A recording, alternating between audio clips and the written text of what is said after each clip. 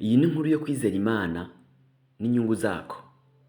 Tuvuze ivyunguka uyu munsi muri ya mvugo y'abajene igezweho, twumva amafaranga kandi hashobora kubamo n'uruhombo kandi wari witeze kunguka. Ariko kwizera Imana niwo mutahe udasanzwe uwufise adahomba. Ni umutahe uzana inyungu nyinshi. Malheureusement, benshi ntibabizi ngo baguhe agaciro. Abandi baravyirengagiza. Satani yaratunyaze asamaza benshi ngo ntibakire kandi ntibizere Imana. N'ubu ndazi ko amatwi ahava ajya benshi ngo ntibavyumvirize. Ariko ndakubwira wewe ntiwemere kwibwa. Iyi minota itarenga 8 gusa Imana iguhe kwakira ico yaguteguriye muri iyi podcast. Kaze tubane gushika ku mpera. Iyi ni Femi TV, jewe turi kumwe ni Fred Le Phoenix. Ukaba utarakora subscribe, yikore tubandanye. Ukaba uri mushasha, kaze tubane nawe, turaguhaye ikaze.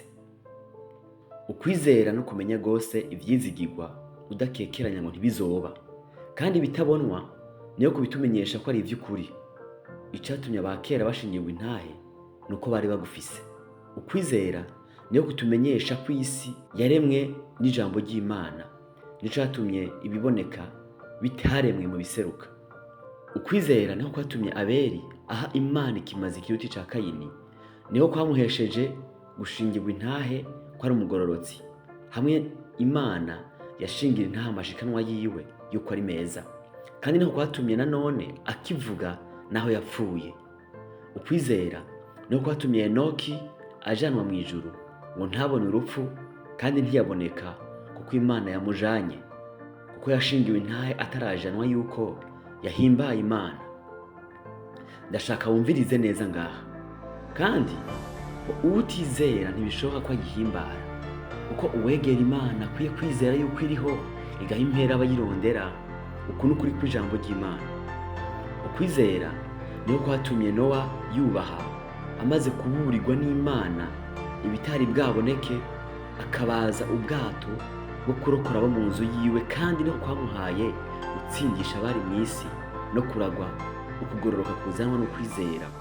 Ukwizera niho kwatumye Aburahamu yumvira Imana imuhamagaye, akaja ahantu yari abikiwe kuragwa, nuko agenda atazi yaja. Ukwizera niho kwatumye aba nyambukira mu gihugu yasezeraniwe nk'ikitari iciwe, akabana mu mahema na Isaka na Yakobo abaraganywe nawe ibyo yasezeranywe. Ukwizera niho kwatumye Sara ashoboza gusama inda naho yari yaraciye, kuko yiyumviriye yuko yasezeranye ariyo kwizerwa. Niho cyatumye umuntu umwe, kandi uwo yarakaheze, yamukwako n'isinzi nk'inyenyeri zo kwijuru, kandi n'abangana n'umusenyi uri ku isesero ry'ikiyaga utoharurika. Ukwizera niho kwatumye Aburahamu atanga Isaka kw'ikimazi hamwe yagezwa.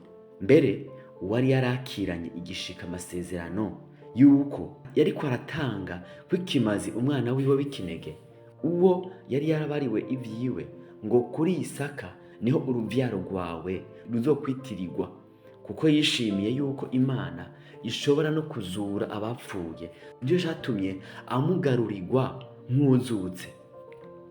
Ukwizera niho kwatumye Isaka ahezagira Yakobo na Esawu abahesha imigisha y'ibizoba.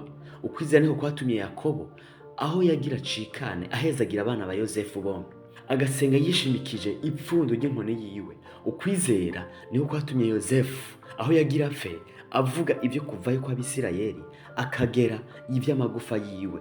Ukwizera niho kwatumye Mose amaze kuvuka anyegezwa n'abavyeyi biwe amezi 3, kuko babonye ko ari akana keza ntibatinya ibwirizwa ry'umwami. Ukwizera niho kwatumye Mose amaze gukura yanka kwitwa umwana w'umukobwa wa Farawo, agahitamwo kugiriranwa nabi n'abantu b'Imana, abirutisha kumara igihe mu bihimbaro vy'ivyaha, kuko yiyumviriye yuko gucokoranwa na Kristo ari ubutunzi burengeye itunga ryo muri Egiputa, kuko yatumbera ingero azogererwa. Ukwizera niho kwatumye ava muri Egiputa ntiyatinya uburake bw'umwami, kuko yashikamye nk'ahabona itaboneka.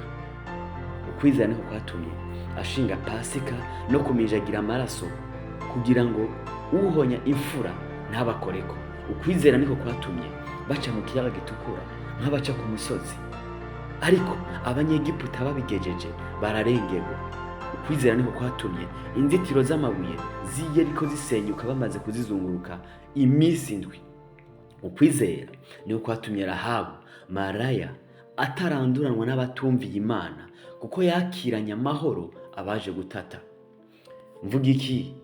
Kuko igihe condengana ndondoye ivya Gidiyoni n'ivya Baraki n'ivya Samusoni n'ivya Yefuta n'ivya Dawidi n'ivya Samweli n'ivy'abavugishwa n'Imana baheshejwe no kwizera gutsinda abami no gukora ibigororotse no kuronka ivyasezeranywe no kuziba iminwa y'intambwe no kuzimya ubukare bw'umuriro no gukira ubugi bw'inkota no guhindurwa mu ntege nke ngo zicike inkomezi no kuba agahebuza mu ntambara no kunesha ingabo z'abanyamahanga. Abagore bagaruriwe abo babuze bazutse, abandi bicishijwe amahiri ntibemera gucungurwa kugira ngo baze bahabwe ukuzuka kurushiriza kuba kwiza. Abandi bageragereshwa gushinyagurirwa no gukubitwa ibimoko, mbere gushirwa mu ngoyi no mu mabohero. Bicishijwe amabuye, bakerewemo kubiri, barageragejwe, bicishijwe inkota, bayerera bambaye isato z'intama n'iz'impene. Bari baburaniwe, bababazwa, bagirirwa nabi, ngo isi ntiyari babereye ko bayibamwo.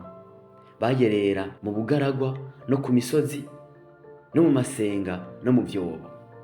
Abo bose bamaze gushingirwa intahe kubw'ukwizera kwabo ntibahabwa ivyasezeranywe, kuko Imana yatuboneye kera ikirushiza kuba ciza, kugira ngo abo ntibatunganywe gose tutari kumwe. Amen. Dawidi niwe yavuze ati, uhereye nkiri muto none ndashaje, ariko sinigeze kubona umugororotsi yahebwe, cyangwa uruvyaro rwiwe rusegerereza ibyo kurya. Agira ubuntu umunsi ukira, akagurana abandi, uruvyaro rwiwe ukagira umugisha. Iri jambo ry'Imana riraryosherezanya. Inkuru z'abahizi mu kwizera twumvise zitwereka neza ko kwizera Imana biri mu inyungu nyinshi kandi ntibabitetereza. Shikama nawe ushira amanga. Niyo nkunda kuzana kino gitondo, ukaba wizigiye vyose ku Mana, ivyo ukeneye, ubutabarwa, uguhazwa. Imana yaba bose tudondaguye erega ntiyahindutse. Niyo Mana yanje kandi niyo Mana y'uwizera wese. Nawe irashaka ko mwandikana amateka yawe. Indwi nziza y'ibikorwa ugira ukwizera, naho koba guto wonka agatete ka sinapi gusa, wokwimura imisozi, worema ibitariho bikabaho, wobwira ibibazo ijambo rimwe gusa bikakumvira, wogendera ku mazi, wobona ingene Imana igukoresha mu vyo ishaka, ukanezererwa kubana nayo. Mugire umunsi mwiza.